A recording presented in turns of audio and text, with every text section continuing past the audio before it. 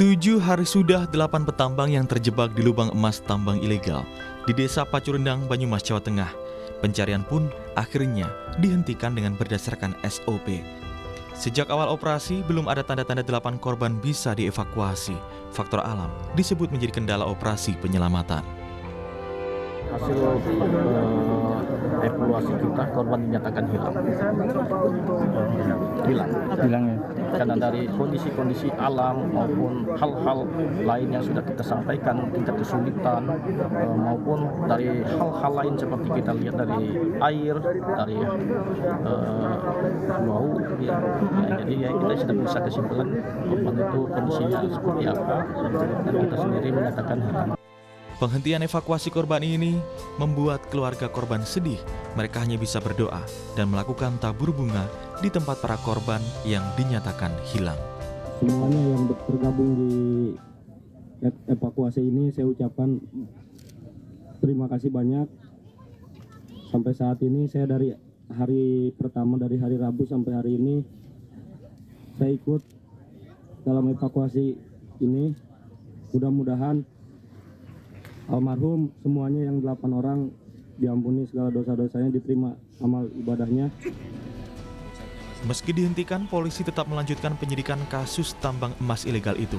4 tersangka sudah ditetapkan, diantaranya seorang pemilik lahan dan 2 orang pengelola tambang emas ilegal. Sementara 1 tersangka lainnya, yakni pemilik modal, masih buron. Kita menetapkan 4 orang tersangka. Terhadap tersangka ya kita jerat dengan Undang-Undang Minerba, yaitu pasal 158 subsidiar 161, yaitu tentang setiap orang yang melakukan penambangan tanpa izin, ya kita jerat dengan pasal tersebut, dan ini masih terus berproses. Tentunya nanti setelah yang lain tertangkap, kita juga akan menyasar barang-barang tambang tersebut dijual kemana. Ini juga nanti akan kita lakukan pengungkapan. Sebelumnya pada rapat antara keluarga dan Forum Komunikasi Daerah Banyumas, Pemkab Banyumas memutuskan untuk menutup tambang emas ilegal itu. Kami Forkominda terbatas, saya, Pak Kapolresta dan Pak Dandim itu saat ini sudah sepakat bahwa ini harus ditutup total dan tidak boleh ada lagi kegiatan seperti ini. Ini sudah tidak boleh terjadi atau terulang lagi, sehingga ini memang harus ditutup. 8 petambang emas terjebak di tambang emas ilegal sejak Selasa 25 Juli pukul 11 malam. Mereka terjebak karena lubang sumur tergenang air secara tiba-tiba. Salah satu faktor yang menyulitkan proses evakuasi adalah kedalamannya sekitar 60 hingga 70 meter. Selain itu, tidak hanya jalurnya yang berkelok-kelok, namun ukurannya juga sempit. Bahkan, di beberapa titik mereka harus setengah berjongkok untuk melakukan penggalian. Tim Liputan Kompas TV.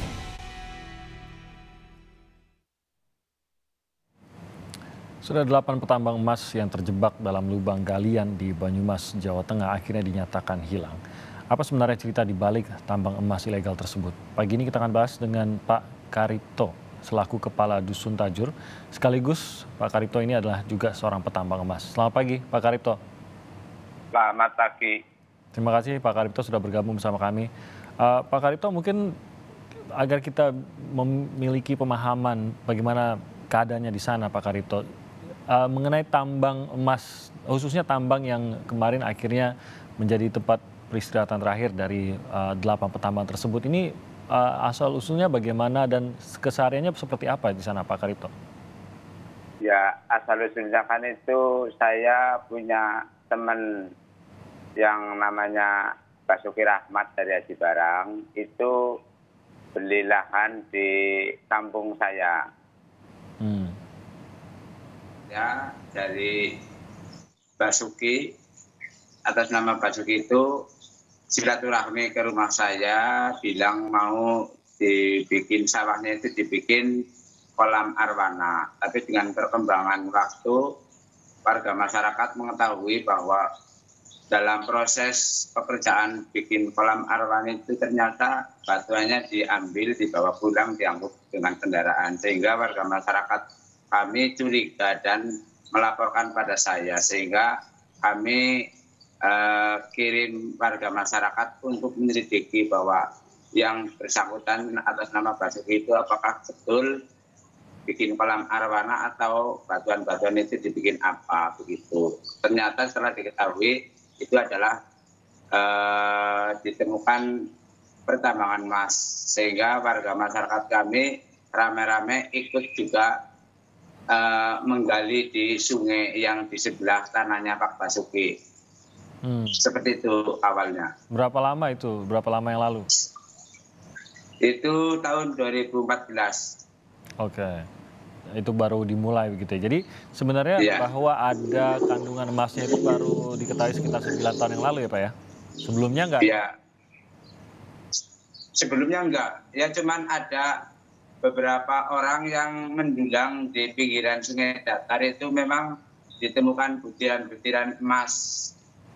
Tapi enggak diketahui sumbernya emas itu di mana seperti itu. Tapi setelah tahun 2014 ditemukan Basuki itu beli tanah di Tajur itu, sehingga ditemukan pertambangan emas di situ.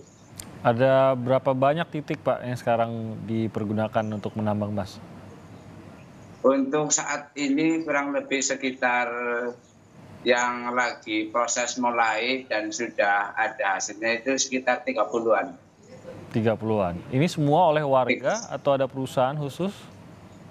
Oh enggak, itu semuanya warga masyarakat Pancurendang, cuman karena warga masyarakat kami keahliannya belum memadai, sehingga ada beberapa yang punya dana itu ngambil tenaga kerja dari Bogor. Oke. Nah, mengenai pengerjaannya itu sendiri, berarti ini kan semua dari warga Pak, berarti cukup manual lah ya pengerjaannya ya. Terkait dengan peralatan, terutama juga peralatan keselamatan, begitu sebenarnya sudah memadai belum sih Pak? Ya jujur saja untuk peralatan yang untuk keselamatan itu hanya sebagian kecil, ada yang pakai helm untuk pengamanan kepala, juga sarung tangan untuk menghindari goresan batuan yang ada di lubang, juga pakai sepatu bot untuk menghindari ya meminimalisir terjadinya sengatan listrik. Tapi tidak ada peralatan yang canggih yang dipergunakan khusus? Belum ada ya. Oke.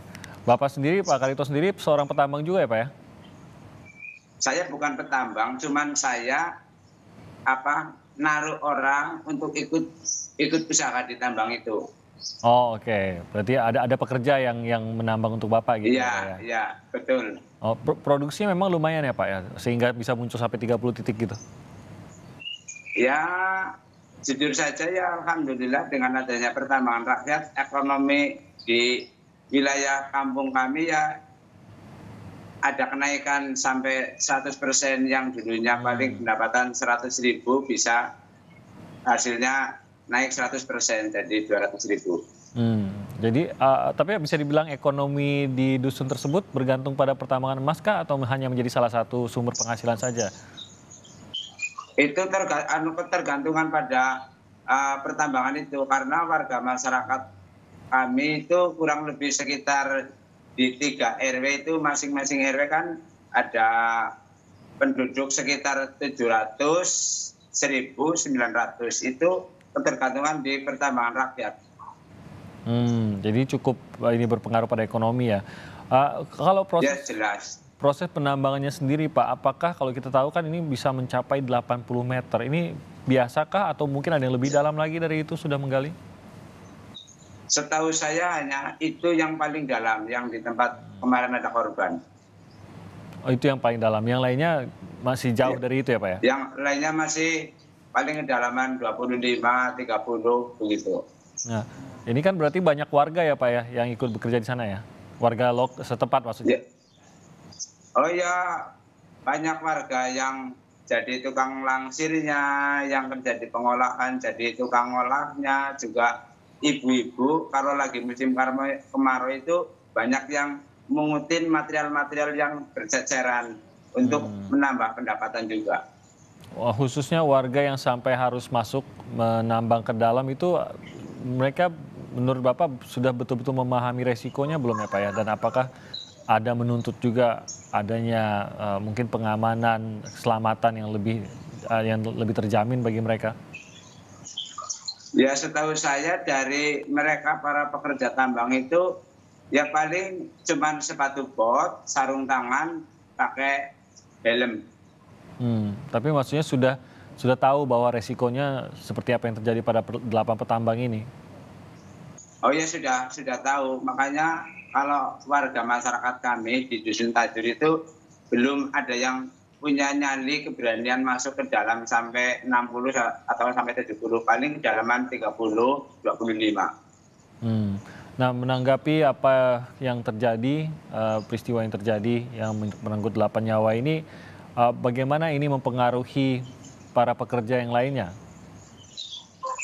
Ini ya menjadi merasa miris juga, merasa takut kalaupun nanti ada pekerjaan lagi atau ada kegiatan lagi, nggak mungkin sampai kedalaman segitu.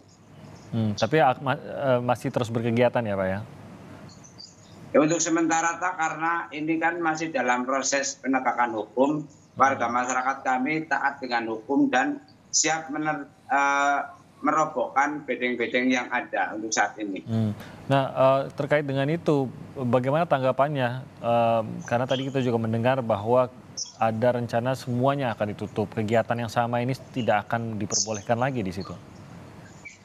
Ya, makanya kami mohon dengan Forkompimda, andai kata kegiatan tambang rakyat di Desa Pancundang Bengkulu Tajur ditutup, warga masyarakat kami juga sangat menyadari karena itu adalah masih ilegal. Tapi hendaknya ada solusi yang terbaik agar ke depan warga masyarakat kami itu mata pencahariannya nggak kesulitan begitu.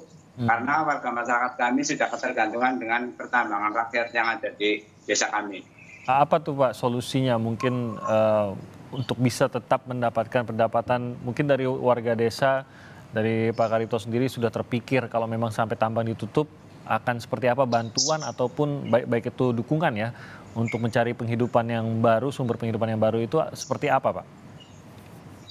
Kalau saya sendiri belum ada solusi. Kalau saya sendiri belum ada solusi untuk memikirkan bagaimana nasib ke depan warga masyarakatnya.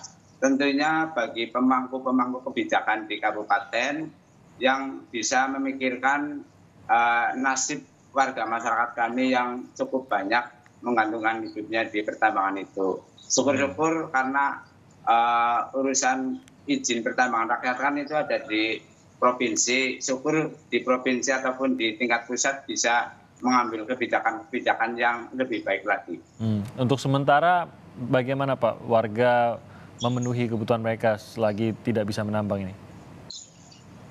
Untuk saat ini warga masyarakat kami ya karena kemarin hari Kamis saya melayangkan surat, mengantar surat ke kabupaten, ke Kodim, ke Korem, ke Polresta itu mengajukan surat permohonan agar warga masyarakat kami diperbolehkan untuk mengolah material yang sudah melekat di rumah agar untuk bisa memenuhi kebutuhan kehidupan sehari-hari dan juga bisa ngangsur ke bank-bank yang kebetulan warga masyarakat kami juga ada yang punya sangkutan dengan bank-bank yang ada di wilayah Aji Barang. Oke, tapi tidak menambang dulu ya Pak ya, tapi mengolah yang sudah dikeluarkan begitu ya. Oke. Iya, mudah-mudahan diperbolehkan seperti itu. Baik, terima kasih Pak Karipto, Kepala Dusun Tajur sudah Sama-sama bergabung bersama kami pada pagi hari ini. Selamat pagi Pak Karipto. Selamat pagi.